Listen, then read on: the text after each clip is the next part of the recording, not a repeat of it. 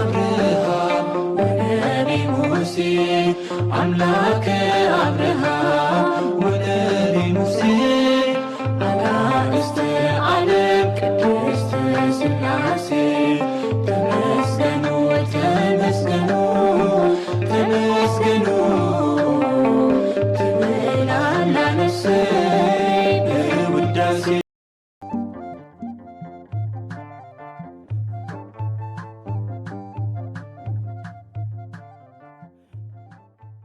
በስመ ስላሴ በስመ አብ ወወልድ ወመንፈስ ቅዱስ አሐዱ አምላክ አሜን። ሰላም እግዚአብሔር አምላክ ምስ ኩላትኩም ይኹን። ስድራ እግዚአብሔር አምላክ ከመይ ሓዲርኩም?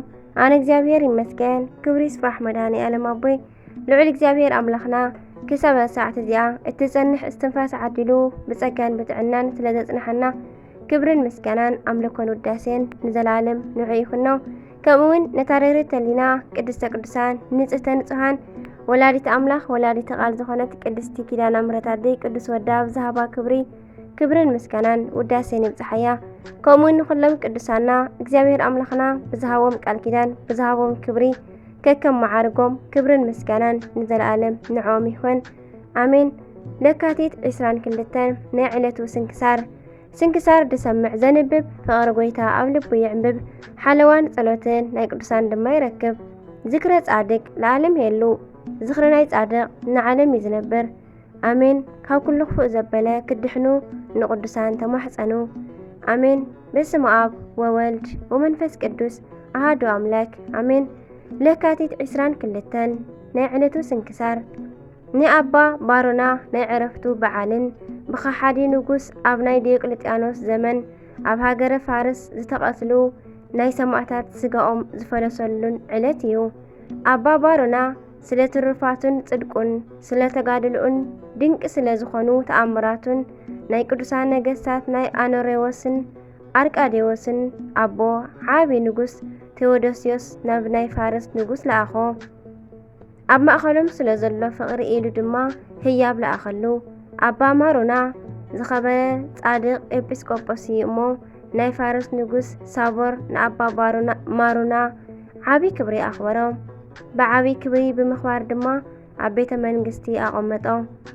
ኣባ ማሮና ድማ ምስ ንጉስ ሳቦር ከሎ ጓል ንጉስ ጋኔን ሓዲርዋ ከም ዘሳቕያ ኣብ ሰምዐ ጊዜ ነዛ ጓል ከም ዝጽዕሉ ገይሩ ኣብ ልዕሊኣ ጸልዩ ነቲ ጋኔን ኣጨኒቑ ጸልዩ ኣውፅኣላ።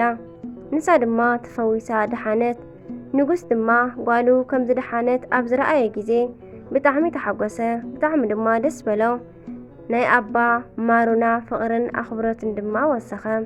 ድሕሪኡ ኣባ ማሮና ኣብ ሃገረ ፋርስ ኣብ ናይ ከሓዲ ዲዮቅልጥያኖስ ዘመን ብሰማዕትነት ስለ ዝዓረፉ ዝኸበሩ ሰማዕታት ንቅዱስ ስጋኦም ክእክብ ንንጉስ ለመኖ። ንጉስ ድማ ሓራይ ብምባል ናይቶም ሰማዕታት ስጋኦም ክእክቡ ቤተ ክርስቲያን ድማ ሰሪሖም ኣብ ውሽጣ ስጋኦም ከቐምጡ ኣዘዘ። እዛ ቤተ ክርስቲያን ድማ በዛ ዕለት ሎማዓንቲ 22 ከበረት። ደጊሞም ድማ ኣብ ውሽጢ ዓባይ ከተማ ብናይ ዝኸበረ ኣባ ማሮና ስም ዝወቀበት ቤተ ክርስቲያን ሰርሑ። ንሳ ድማ መዕረፊት ዝተባሃለት እያ። ድሕሪኡ እዚ ኣባ ማሮና ናብ ንጉስ ቴዎዶስዮስ ተመሊሱ ኣብ ሃገረ ሮሜ 2 ዓመት ተቐመጠ። ናይዞም ሰማዕታት ቤተ ክርስቲያን ኣብ ዝኸበረትሉ በዛ ዕለት ሎማዓንቲ ድማ ዓረፈም።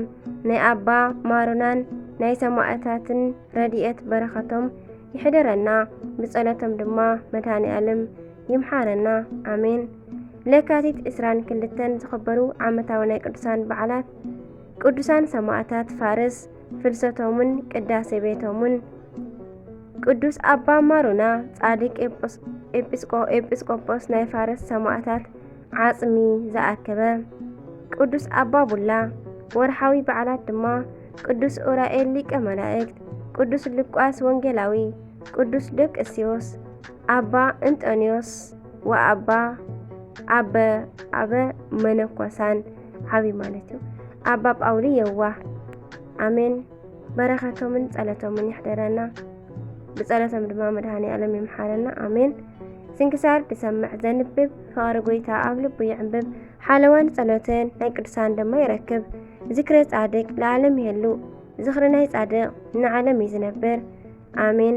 ዝወደቐ ዝነጠበ ቃል ኮነ ዜማ ብኣፈ ቅዱሳን ትኳን መላእክት ተኣረመለይ።